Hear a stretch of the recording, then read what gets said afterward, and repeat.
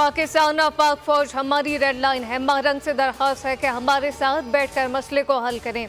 बलूचिस्तान की खवातीन अरकान पार्लियामेंट की कोयटा में न्यूज़ कॉन्फ्रेंस कहा कि पाकिस्तान है तो हम हैं। मीना मजीद ने कहा कि कानून हाथ में लेकर एहतजाज की इजाज़त नहीं दी जा सकती। गवादर के इलाका किसी भी जिला में एहतजाज कर सकते हैं।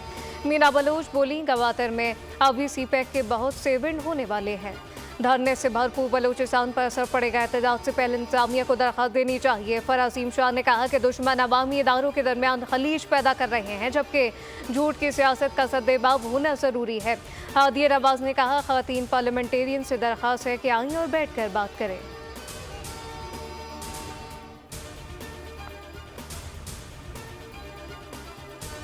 और कोरंगी में शहरी के कत्ल का मुकदमा अदालत ने जुर्म साबित होने पर 4 मुल्जिमान को सजा मौत सुना दी। मुल्जिमान में रफ़ीक अहमद, उस्मान, शिराज और शरी और ज़मीर पठान शामिल। मुल्जिमान पर 1 लाख रुपए फी का हर्जाना अदा करने का हुक्म।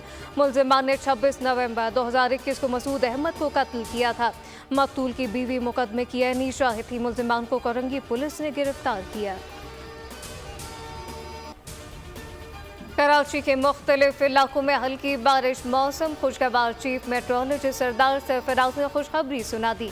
कहा, कराची में जुलाई का असल मौसम वापस आ गया। इन आने वाले दिनों में मौसम इसी तरह बरालूद रहेगा।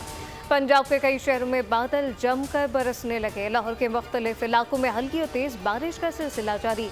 मुरीद के फिरोजवाला, सियालकोट शहर और गिरदोनवा में मूसलाधार बारिश। मानसर एबटाबाद में भी गरज चमक के साथ मूसलाधार बारिश। हरनाई में बारिशों के बाद सैलाबी सूरत हाल है। पंजाब कौमी इशारा पर ट्रैफिक मुअत्तल।